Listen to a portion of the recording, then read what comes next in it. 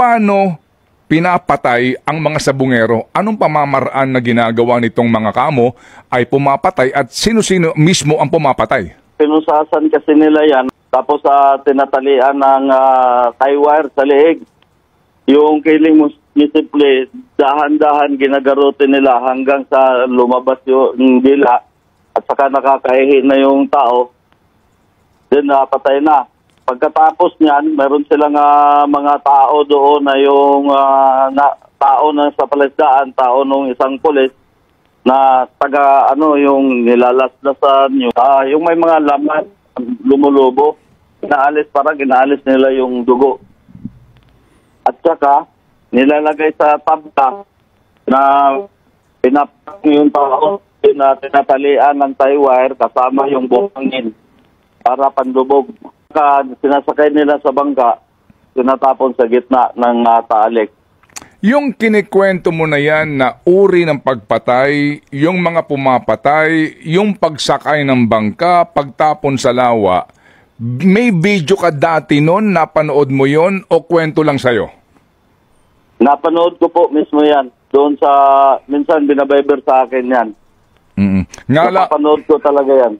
At mayroon pang isa na pinapakita ko nga kay Mr. Atungang yan.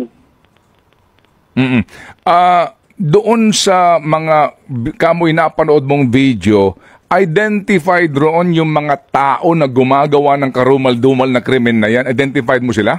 Yung mga tao ng polis doon sa palaisdaan, hindi ko identified, gawa ng hindi ko kilala. Pero yung mga polis, kilala ko sila. Gawa ng nandun ako rin nung time na pag nire-receive nila yung tao.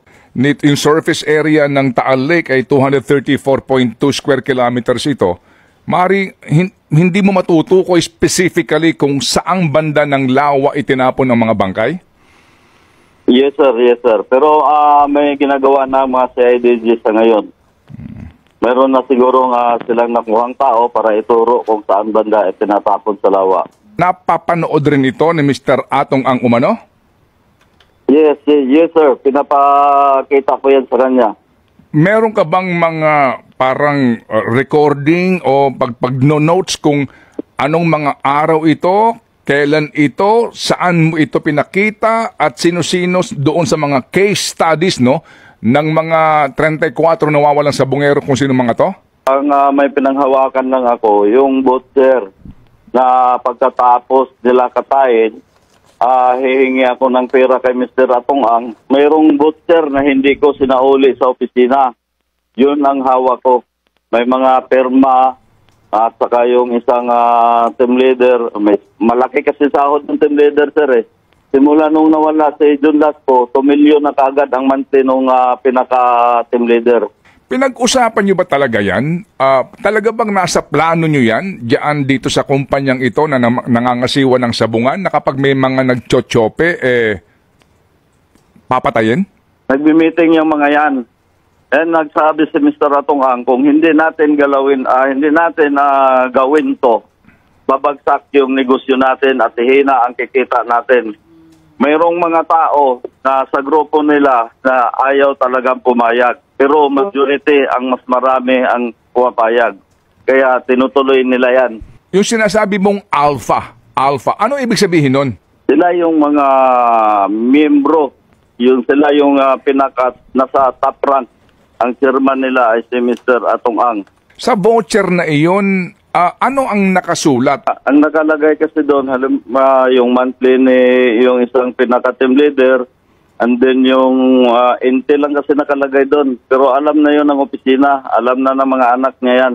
Pag sinabing intel, may katayan na nangyayari. Ito ba ay regular na voucher tinatanggap? Linggo-linggo ba ito? Buwan-buwan ba ito? O sa bawat trabaho ng pagpatay? Bawat trabaho ng pagpatay. Halimbawa, sa 1 linggo, 2, automatic nandun yun.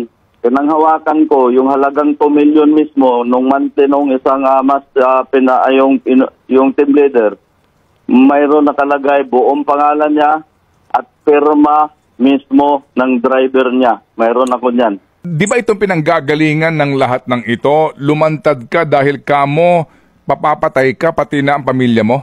So, opo, okay. At alam ko na yon nung time na yon. Kaya sabi nung ni Gretchen Barreto, na madulas lang daw talaga ako. Kaya hindi nila ako kaya daw maabot-abutan kasi ang plano niyan doon ako birahin sa sabungan.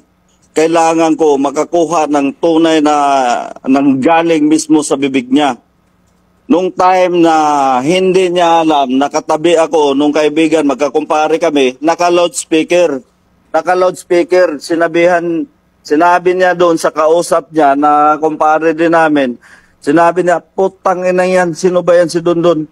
Wala pa akong pinapapatay, wala pa akong taong hindi nabubuhay. Alam mo yan, nandun ako sa tabi mismo, naka-loudspeaker. Kaya doon na nag-isip na talaga ako. Time na kasi na yun, kasagsagan nung eleksyon. Busy ako noon. At saka, lagi niya akong tinatawagan. Sabi niya sa akin, "Uy, Dondon, sobrang celebrity ka na.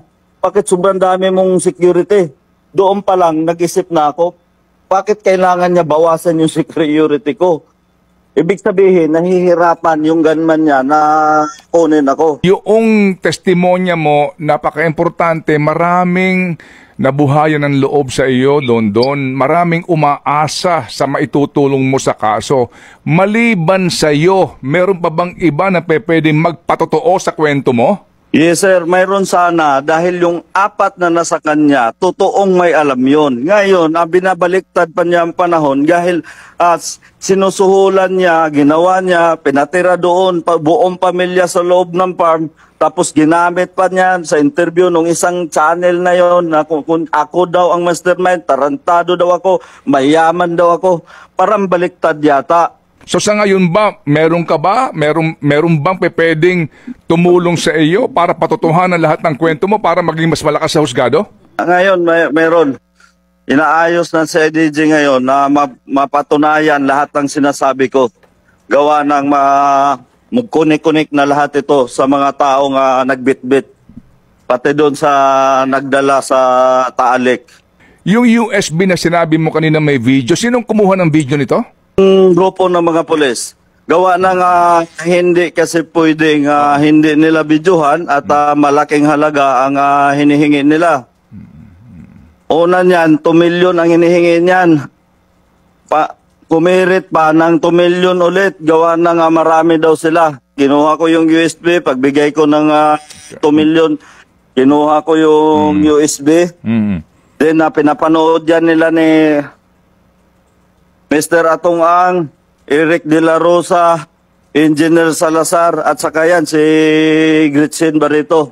Then pagkatapos nila pinanood yan, binalik sa akin, sabi ni Mr. Atong Ang, sige, sunugin mo na yan. Ang ginawa ko, tinago ko talaga yan. Oh.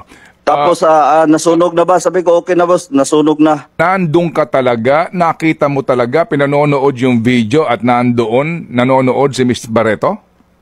Yes sir, dahil magkasama kami noon. Yung bahay ko kasi, kapitbahay lang kami doon sa farm niya. Dahil yan si Gretchen Barreto, kasama-sama ni Mr. Atong Ang yan lagi. Katabi pa nga yan sila matulog. Paano mo naman masasabi na may kinalaman sa krimen si Miss Barreto? Si Gretchen Barreto, alpha po yan. Katulad nung una na sinabi ko, bago gawin yung krimen na yan, nagme-meeting-meeting yan doon sa isang opisina sa Lakiit. Doon kami, kasama ako.